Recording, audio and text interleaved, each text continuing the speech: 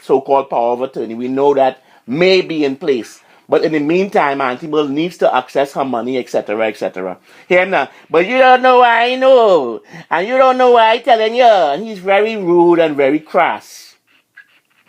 So you had to cut off Francis. I know he just bring food and things for you, but don't let him have any kind of access to your bank, and we ain't taking him to the bank and all that stuff anymore. That's it. We let it Alsop take it to the bank. I mean to the police. The lawyer said tell you to tell you. Don't tell him. Remember, I was going to tell him how he thieved the card, remember? But she told me, don't do that. Because if I do that, they might close off the account and say, I do an investigation now. So what we want to do instead is we want to go to the bank. We want to go to, sorry. We wanted to go to the police station and say you misplaced the card. They will give you a paper. And you go to the bank with the paper. And with that paper, you'll get a new card and you'll be able to access your account. Because even though, sorry? I said exactly. Even as long as I have a paper, saying what it says, I good. Yes. And even though if Uncle Martin did have you sign something under duress, because nothing is wrong with your faculties, clearly, even if he did sign something, a so-called power of attorney, you can still have access to your stuff because nothing is wrong with you, right? No. So, even if you have a so-called power of attorney, that can be rescinded and can be negated also. Because you have your faculties and you'll be able to do everything you need to do. So like I said, I will let the lawyer know that you're going to deed the house to me, right? Remember we talked about that, remember? Right? And then we're going to also... once that happens, then we can talk about doing anything else.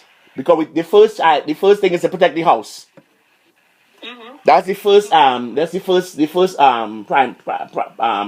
perspective. Anything else can come after. And secondly, the second priority is to make sure you have somebody staying there with you. That's why you need the money to pay the girl and to buy food and things for you now. So we're going to get Mr. Alsop. I'm going to call back the lawyer and let him know that I got the recording with you telling me about the deed of the house. And we're going to get you in the police station to get a misplaced card paperwork. And then we're going to go to the bank and get a new card. And you'll be able to go to the bank and do what you want to do.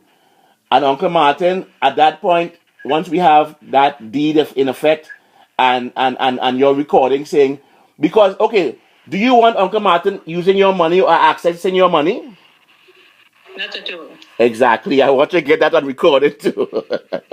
So Uncle Martin was fraudulent in doing that, no? Exactly so. So we have that recording also now, with you saying that Uncle Martin had no right doing that. He stole your phone and different things. So all that we'll be able to use against it and everything. Are you all right otherwise? Yes, darling. A truck was passing. Okay. All right. Well, I'm glad I got the recording, and I'm gonna send the recording to the lawyer today. So I'm glad to spoke to you, and I'm gonna and with Francis we keeping less. If you want to bring food, that's fine. If you want to bring sweet drink or whatever for you, but we ain't letting them have no set of access to your accounts or your money or anything. I don't trust him too much because he have no right calling your lawyer. What he calling your lawyer for? He's the driver. He shouldn't be calling lawyer and think we out of place, I think. Very much so. And when I called him, I said to him, look, stop talking about, because he buff up the girl who was watching and too, you know. Yeah, and I told him, stop yelling up at the people. He said, I don't yell, boy. I don't be yelling at people and things. I said, don't yell up at the people when she comes to take